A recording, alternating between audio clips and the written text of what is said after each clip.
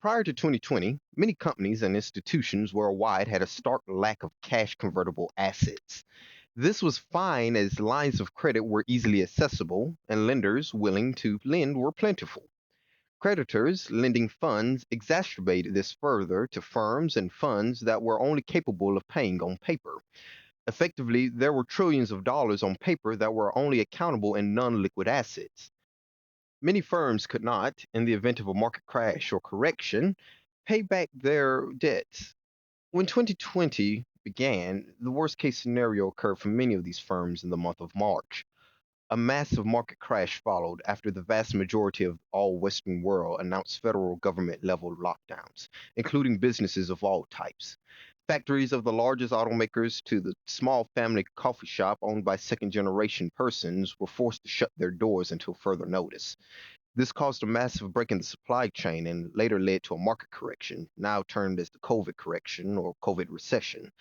While there are multiple reasons for the absolute fallout of the COVID correction, one of the most frequently cited by both economists and the International Monetary Fund, it will be an underlying liquidity crisis that was exacerbated in rapid succession.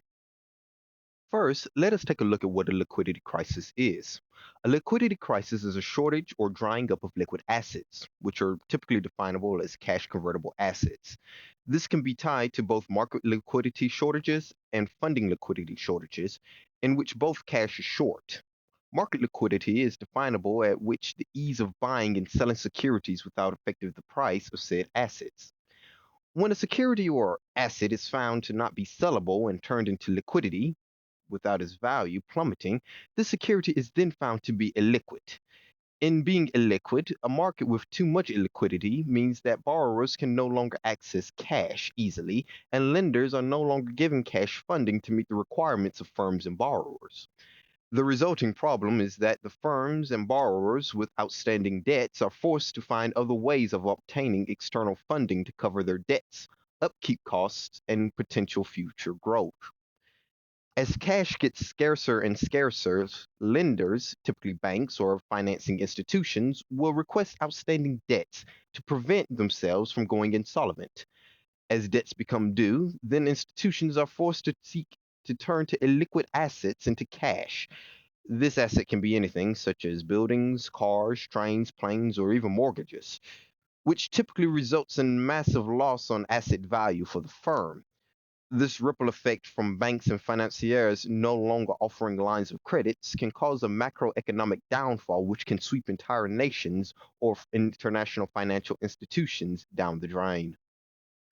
Since the end of the Great Recession, the world entered into a near incomparable and to many welcoming bull market with the unprecedented market, financial, and economic growth that saw the world as a whole catching up to the leading Western countries' level of economic development. This also resulted in massive amounts of corporate indebtedness. In 2009 alone, 84% of the world's GDP was tied to corporate debt. By 2019, it had grown to 92%, which implied that the vast bulk of the world economic production was now tied to money that existed only on paper for many corporations.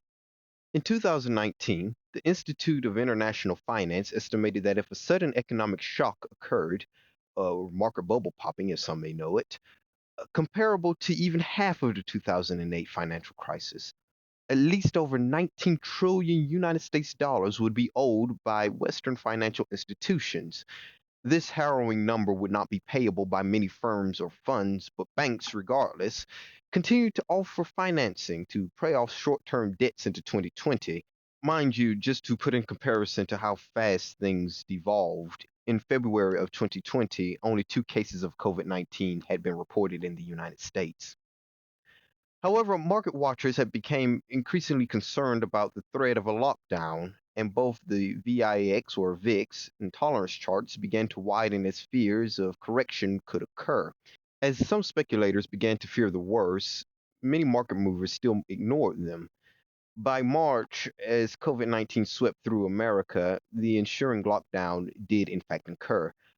Black Monday 1, March 9th, saw the mass start of panic selling in the markets. By the beginning of the next trading week on Black Monday 2, March 16th, 2020, the Dow Jones Industrial Average dropped over 3,000 points. On March the 23rd, European, Asian, and American markets closed, and the S&P, Dow Jones Industrial, and Nasdaq all hit their lowest points that had not been seen since the days of the Great Recession. The market laid in ruin, and companies were no longer able to continue their cash flow and keep up their revenue. Despite the market becoming a shadow of its former heights, this did not mean international finance ceased operations. Lending still was, at the time of the crash, occurring. Short term loans were still due, and firms were expected to pay as if nothing had occurred. As many firms' sources of revenue and effectively their ability to meet their cash flow timing dried up quickly, and as more and more did not have any reasonable cash reserves, the shortage of liquidity was noted soon. In March of 2020, a liquidity crisis had occurred, and many firms, organizations, and people were now at the mercy of banks and the central banks of the world. The liquidity crisis, as it unfolded, only served as a financial accelerator to the rapid deterioration of the economy. As many firms went into fire sale mode to offload assets, asset values dropped, or instead corrected to their intrinsic value, which most assets had long departed from since 2009. With asset values quickly depreciating due to attempts to create liquidity, the markets only further collapsed, and the economic situation became more and more precarious. Despite cutting interest rates, bank rates, and cash flow rates, banks still expected payment due when payment was due, leaving many firms without options. Worldwide, hundreds of thousands of firms shut their doors permanently, and even more downsized dramatically to save cost, or the result of filing Chapter 11 bankruptcy, which allows for reorganization but not without putting forth a repayment plan. As banks and financial institutions stopped providing lines of credits to cover both short and long term obligations of firms, central banks and governments were required to step in to help alleviate the crisis before it became an unsustainable point. Well before the COVID-19 recession occurred, internationally, economically, many nations were already experiencing some form of economic woes, and liquidity was renowned for drying up. Perhaps the most prolific example, Lebanon, since late 2019 had already been in a full blown liquidity crisis, mostly due to socio political problems and being in the crossfire between a trade war with the United States, Syria, and Iran. The United States, France, China, and Germany suffered near unprecedented corporate indebtedness.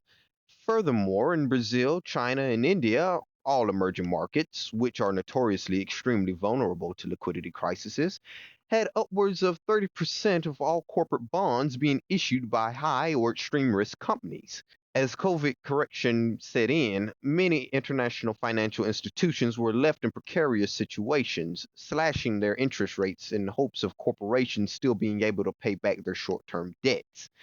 This helped some firms, but many were caught with their hand in the cookie jar, to say the least, in the economic collapse that followed.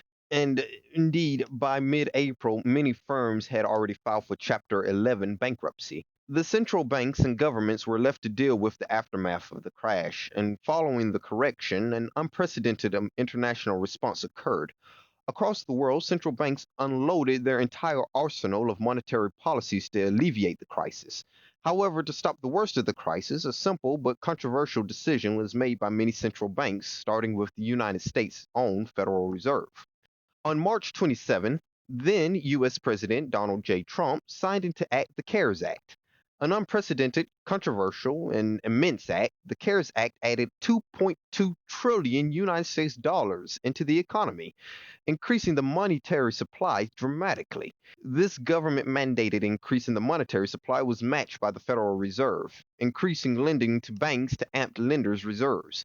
The Federal Reserve responded quickly to provide as much liquidity by literally creating money out of thin air as possible for lenders to ensure that lines of credit would stay open as long as possible. As the Fed continued to inject liquidity in the banks, the Fed also launched an unprecedented $2.1 trillion spending spree on repurchases and other assets and bonds of corporations and of federal, state, and local governments. Furthermore, the Federal Reserve also purchased electronically transferred funds, or ETFs as they're better known, to keep specific sectors afloat. The Federal Reserve's balance sheet skyrocketed, but meant lending was still possible, even in the middle of a liquidity crisis. Following suit and in close coordination with the Federal Reserve, the European Central Bank or ECB also purchased up to 500 billion in assets, increasing the monetary supply of euros by over 10%. Soon, the Bank of England and the Bank of Japan both followed the Fed and ECB's precedent. And by July of 2020, the four major currency zones had all purchased trillions in assets to sustain lenders and corporations. As the increase in liquidity helped prop up many corporations, this was still a temporary situation for many firms deep in a liquidity crisis. On a macroeconomic scale, the Federal Reserve also took a direct lead on the world monetary supply. As many currencies are pegged to the US dollar, access to the US dollar was feared to decrease as liquidity dried up. Fearing squeezes on the three major other currency zones, the Federal Reserve opened up a credit swap lines on the Forex, the foreign exchange market, to give as much needed access to the dollar as possible. This Forex swap line helped increase liquidity in the major currency zones and protected those zones' currencies, which were themselves still very fragile from recent recessions. This was especially true for the euro, which was still heavily affected by the European debt crisis. By roughly around July of 2020, market liquidity, for the most part, had restored itself due to the massive cash injections that occurred by central banks worldwide. However, going into 2021, credit liquidity was a concern. It was strongly feared that a resurgence of COVID 19 or a different strand, which we still are fighting to this day, and subsequent lockdowns, which was feared may occur at any given time, would cause another recession or another correction and another major loss of revenues and mangle firms' cash flow expectations. Lenders were very scared going into 2020 of extending credit lines as they were before the COVID 19 pandemic. Furthermore, despite the efforts by the monetary and fiscal policies of the international economic community, fears of withdrawal of this intensive monetary and fiscal support really rang true into many lenders' ears going into 2021.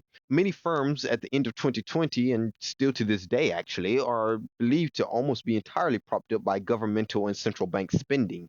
Indeed, in 2022, as we have seen, monetary and fiscal liquid cash injections are indeed not guaranteed. Many lenders were concerned that many governments and central banks were willing to let firms collapse and reach insolvency after supporting them for such an unprecedented amount of time. And indeed, the governments of the world have started to agree that this form of support is not a generally good idea. The increase in liquidity may have restored the market, but it has not been able to fix the underlying issues that caused the initial liquidity shortage that many firms were facing.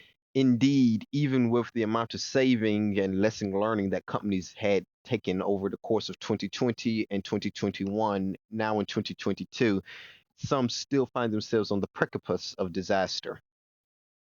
Now in 2022, there are still ongoing issues from the 2020 liquidity crisis that rocked the world. In fact, the liquidity crisis never really ended. Still to this day, we're seeing countries such as Lebanon struggle for its very survival. In China, Evergrande, the company that famously had a ship stuck in the Suez, which it only served to exacerbate the supply crisis, which within itself is an entire another video, has ultimately gone through its own liquidity crisis. Evergrande isn't simply large, they're one of the world's largest companies. Evergrande owns banks, suppliers, and foreign investors are owed millions, if not billions, by this company.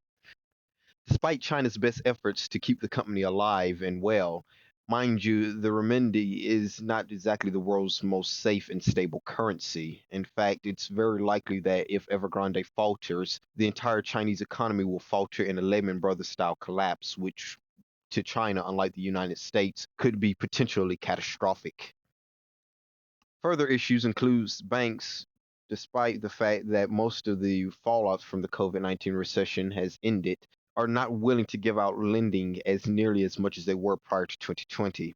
This is due to still a high degree of uncertainty and fear in the world that another recession is right around the corner. This means that companies which are still stuck in deep debt, trying to pay the outstanding debts and bonds, having to turn now to, well, more unscrupulous means of obtaining money, shadow lenders to be exact. Shadow lenders are hedge funds, which, in some weird turn of events, have become principal lenders for some firms. And, well, the problem with the hedge fund is that hedge funds themselves are, well, borrowers. In the event that a hedge fund collapses from its own borrowing failures, it's a high chance that it will take out other companies that it was loaning money to. In the chaos that ensued since the start of the 2020 liquidity crisis, governments and central banks alike have worked intensively to restore liquidity to the general economy. Many central banks resorted to buying assets and ETFs of firms and governments alike to prevent insolvency and allow for additional government spending during this turbulent period. However, despite both central banks and governments' best efforts, the lack of liquidity really struck most firms hard and they just simply could not be saved. After the liquidity crisis of 2020 and early 2021, the world unfortunately now finds itself at a bit of a crossroad. The efforts taken in 2020 and 2021 to maintain companies, major firms, and, well, even some people are now starting to become detrimental to most people. Much of the current inflation issues that the world is seeing right now can almost be attributed to the massive amount of government spending that occurred during 2020 and 2021. Furthermore, now we are caught in a terrible supply and energy crisis. And with the ongoing Russian invasion of Ukraine, now ultimately speaking, the liquidity crisis that began in 2020 and 2021 is now truly forcing itself on us today. While the worst of it may have been avoided then, we are certainly paying for it today.